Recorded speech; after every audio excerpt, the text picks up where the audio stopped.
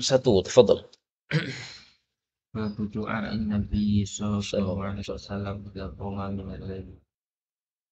ابن عباس رضي الله عنهما أن رسول الله صلى الله عليه وسلم كان يقول إذا قام إلى الصلاة من جوف الليل اللهم لك الحمد أنت ملك السماوات والأرض ولك الحمد أنت قيام السماوات ولك الحمد أنت رب السماوات والأرض ولك أنت الحق ووعدته ووعدك الحق وقولك الحق ولقاؤك الحق والجنة الحق والنار الحق والساعة الحق اللهم لك أسلمت وبك آمنت وعليك توكلت وإليك أنبت لا خاصم وإليك حاكم اغفر لي ما قدمت وأخرت وما أسررت وأعلنت أنت إله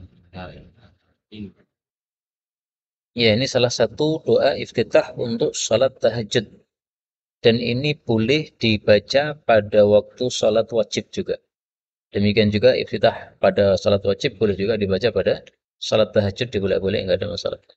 Betul.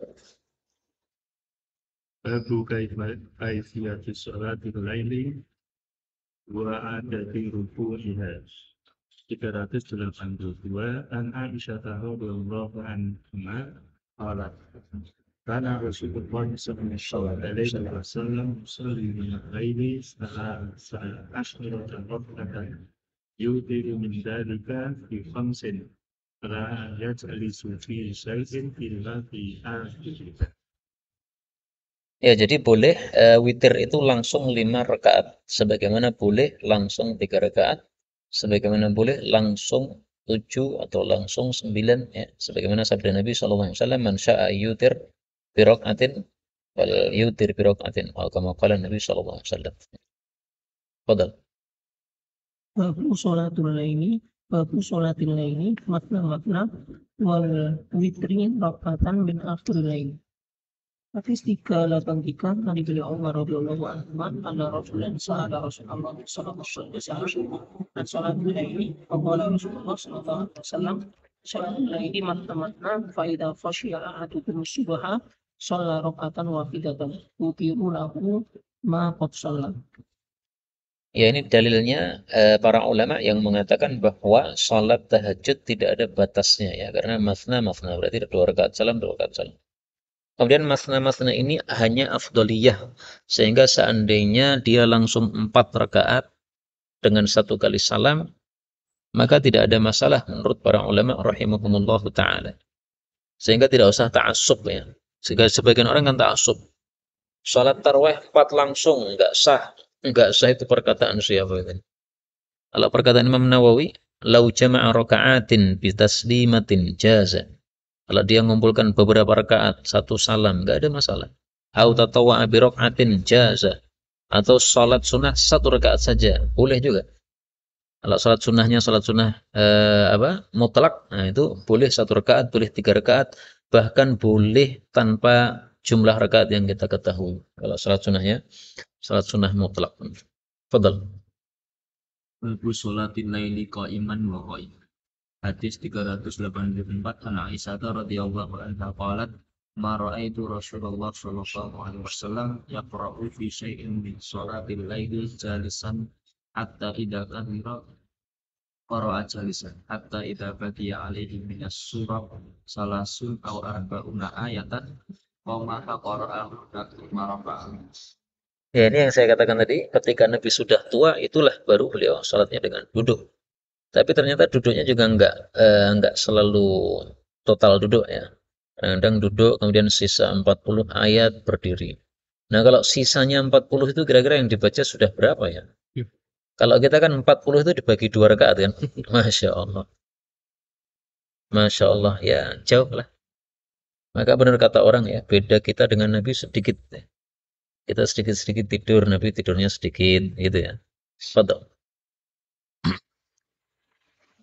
Kalau dia an yanama rajulun lailatan la yusalli عن عبد الله بن مسعود رضي الله عنه قال قرأت رسول الله صلى الله عليه وسلم على رجل نام ليلة حتى أصبح قال ذاك رجل قال الشيطان في أذنه فقال في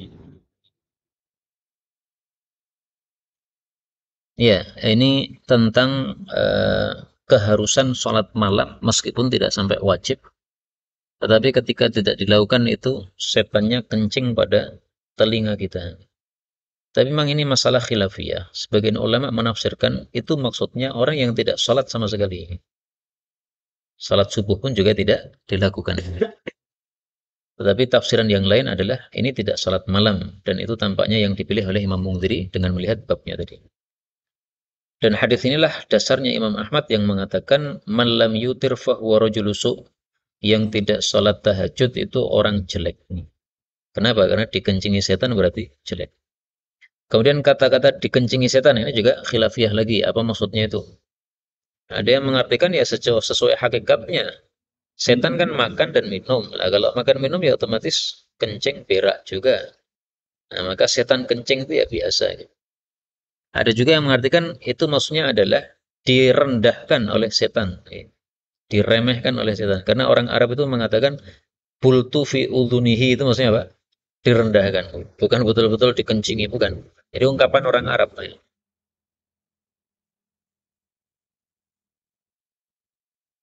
Dan asalnya itu adalah perbuatan seekor hewan ketika mengencingi telinganya singa. Itu maksudnya untuk merendahkan.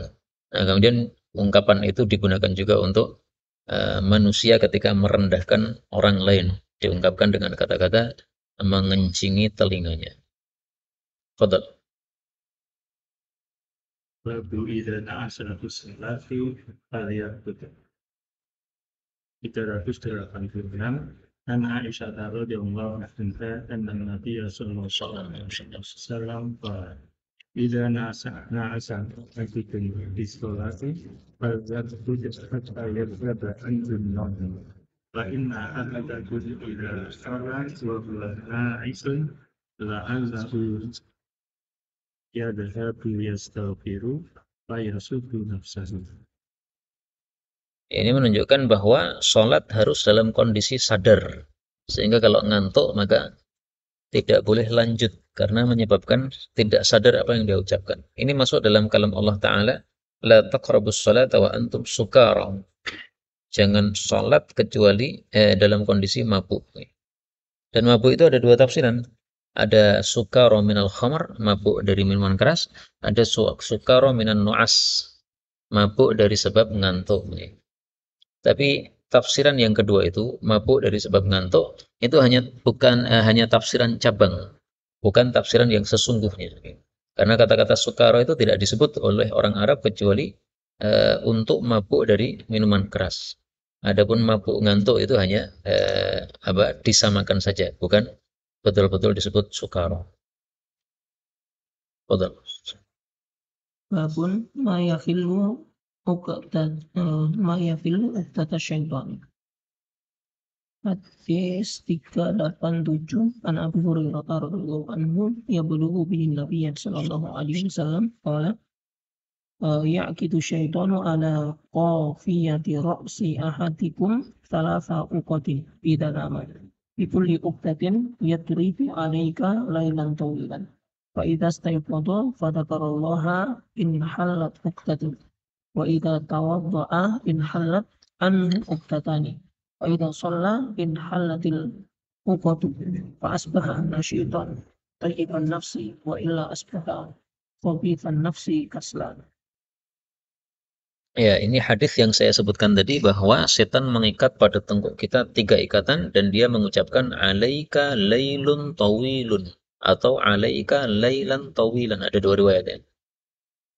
Maksudnya baik baqiya alaika lailun tawilun. Masih tersisa malam yang panjang, kamu tidur lagi saja. Dan ikatan ini juga diperselisihkan oleh para ulama. Ada yang mengartikan hakiki, ya betul-betul ikatan. Ada yang mengartikan majazi, maksudnya ikatan dalam hati dengan bisikan. Sehingga ketika kita bangun jam 2 kemudian mengatakan dalam hati, masih jam 2, bubuk lagi aja nanti jam 3. Nah, itulah yang dimaksud ikatan dari setan itu. Karena toh sebenarnya kalau jam 2 kita bangun tahajud, itu nanti kita bisa tidur lagi jam 3-nya. Tapi kalau kita menunggu jam 3, belum tentu jam 3 kita bangun. Tapi ya sesuaikan kondisi aja lah. Kalau tidurnya misalnya sudah mulai jam 9, ya otomatis jam 2 itu sudah mulai bangun. 10, 11, 12, 1, 2, udah 5 jam. Kalau tidurnya telat, jam 11 misalnya, ya jam 2 bangun, tidur lagi nggak ada masalah. Para ulama mengatakan at-taswif jundun min junudi iblis. Menunda-nunda, saufa itu adalah satu tentara dari tentara setan. Fadal. Babu fil lailati sa'atun yustajabu fiha.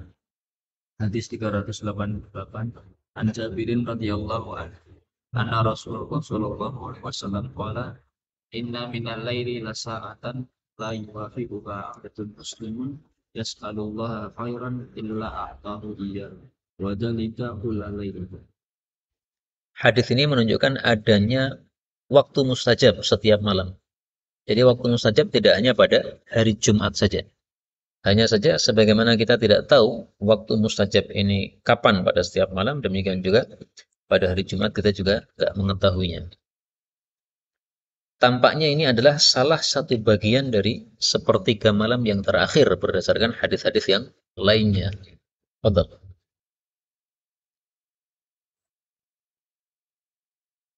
Untuk prakteknya hadis ini, karena kita tidak tahu kan kapan waktu ini, maka para ulama katakan semua waktu malam, baik awal, tengah maupun akhir, hendaklah kita menggunakannya untuk berdoa kepada Allah Subhanahu wa taala. Artinya kalau kita ngelilir ya, ternyata bangun masih jam 11. Nah, itu jangan langsung tidur lagi. Sempatkan doa. Setelah doa tidur. Dan ini juga pernah disampaikan oleh Ustadz Mudzakir hafizahullah taala waktu saya minta wasiat atau nasihat kepada beliau. Salah satu yang beliau sampaikan itu adalah tahajud itu jangan sekali-kali ditinggalkan. Meskipun bangun hanya bisa doa, nggak ada masalah. Doa itu sudah lebih baik daripada ngelilir kemudian langsung tidur lagi. Ini prakteknya ya. Jadi begitu ngelilir langsung ingat doa. Silahkan habis itu tidur lagi. Fadal. Tarhi fi fituhi wa dzikri fi akhir baiti wa ijabati bi. An Abi Hurairah radhiyallahu anhu anna Rasulullah sallallahu alaihi wasallam yanzilullahu tabaraka wa ta'ala ila as-sama'i dunya kulla Ya. ina yamdi thulutsal lailil awwal. Nah, ini perhatikan. Hina yamdi thuluthul lailil awal. Allah turun ketika sudah lewat sepertiga malam yang pertama. Berarti sepertiga malam yang kedua, ya kan? Tapi riwayat-riwayat yang lebih banyak adalah Allah turun itu dari ke langit dunia itu adalah pada sepertiga malam yang terakhir. Tapi memang semuanya sahih. Ada 3 riwayat. Ya. Yang pertama ini ketika sudah lewat sepertiga awal, berarti apa? Masuk sepertiga tengah. Yang kedua, ketika tersisa sepertiga yang terakhir. Yang ketiga, ketika sudah lewat separuh malam atau 2/3. Kalau separuh berarti masih sepertiga tengah. Kalau sudah lewat 2/3 berarti sepertiga akhir. Maka ringkasnya yang paling sahih atau yang paling banyak itu adalah riwayat sepertiga malam yang terakhir. Tapi karena sama-sama sahih, kata Imam Nawawi itu bisa jadi Nabi SAW menyampaikan ini kemudian sahabat Nabi itu mendengarnya, maka dia sampaikan sesuai yang dia dengar. Kemudian suatu kali Nabi menyampaikan yang lain, kemudian sahabat yang mendengarnya menyampaikan sesuai yang dia dengar. Nah, maka tidak saling bertentangan ya. Artinya sama-sama waktu-waktu tersebut Allah Subhanahu wa taala turun padanya. Ya. Maka dikembalikan ke hadis yang sebelumnya tadi. Begitu ada waktu kesempatan berdoa, baik itu awal malam maupun tengah malam maupun akhir malam, kita gunakan kesempatan untuk berdoa. Betul. Fayaqulu anal malik man alladhi yad'uni fa astajib lahu. Man Mandala Ya. yas'aluni fa'u'tiyah mandala yastaghfiruni fa'aghfirolah wala yazalu kadzalika hatta yudhi al-fajr. Ya, jadi ini fadilah sepertiga malam terakhir, atau kalau berdasarkan hadis ini berarti 2/3 malam terakhir Allah Subhanahu wa taala menjadikannya sebagai waktu doa mustajab. Karena itu ada sebagian ulama kalau bangun malam itu dia mengatakan ana ya Rabb, saya ya Allah, saya ya Allah. Nah, ketika ditanya ada apa Syekh? Nah, dia mengatakan saya mendengar Allah mengatakan ini tadi, siapa yang berdoa saya kabulkan, siapa yang minta saya kasih, siapa yang minta ampun saya ampuni. Nah, begitu dia bangun langsung teringat apa kalam Allah seperti itu, sehingga dia langsung mengatakan ana ya Rabb, ana ya Rabb. Ini orang-orang yang hatinya sudah sangat terikat kepada Allah Subhanahu wa taala. Itu kondisi-kondisi seperti itu dia teringat dengan Allah Subhanahu wa taala. Setelah ini bab apa? Jami' ini. Baik, ini sudah masuk pada bab jami' dan hadisnya panjang. Kita tunda saja pada pertemuan yang akan datang karena enggak apa-apa. Tentang masalah kita ini lah. Iya. Turun Ya, Allah turun ke langit dunia. Ini kalau kita mau pakai mazhab salaf, mereka itu nuthbituha kama ja'at bila ta'wil. Mereka menetapkan sifat-sifat Allah ini tanpa ditakwili, wala tasbih, juga tidak menyerupakan Allah dengan makhluk. Takwil itu tercela, kenapa? Tidak sesuai salaf. Tasbih juga sangat tercela karena berarti menyerupakan Allah dengan makhluk. Jadi gimana? Ya kita katakan Allah turun. Turunnya gimana? Nggak boleh ditanya. Yang penting Nabi mengatakan Allah turun, ya kita katakan Allah turun. Apakah turunnya seperti makhluk? Tidak mungkin. Karena laisa kamitslihi syai'. Nah, orang-orang Asy'ari itu mereka keberatan kalau kata-kata Allah turun diartikan Allah turun. Terus gimana mereka takwilkan? Mereka katakan yang zilu amrullah, ya. Perkaranya Allah turun. Lah kalau ini ditafsirkan perkaranya Allah yang turun, terus berarti yang ngomong mayyadauni tadi siapa dong? Allah atau perkaranya? Kan aneh kan? Nah, maka takwil di situ jelas batil karena Allah turun lalu berkata, ya kan? Nah, maka yang turun ya Allah. Nah, mereka merasa berat kenapa? Karena menganggap turunnya Allah itu seperti turunnya manusia. Sehingga kalau Allah turun berarti singgasananya Allah kosong. Nah, mereka mengatakan apa? Kalau Allah kamu artikan Allah turun berarti singgasananya kosong. Perkataan itu nggak perlu. Kenapa? Karena turun menyebabkan singgasana kosong itu manusia, itu makhluk. Tapi kalau Allah turun tidak perlu singgasananya kosong. Wallahu taala alam bisawab. Itulah yang benar menurut ulama salaf kita rahimahullah taala. Salaf itu pendahulu, ya. atasnya. Pendahulu itu maksudnya sahabat, tabi'in, tabi'ut tabi'in. Tidak ada satupun dari mereka yang mentakwil sifat-sifat seperti takwilan Asy'ariyah.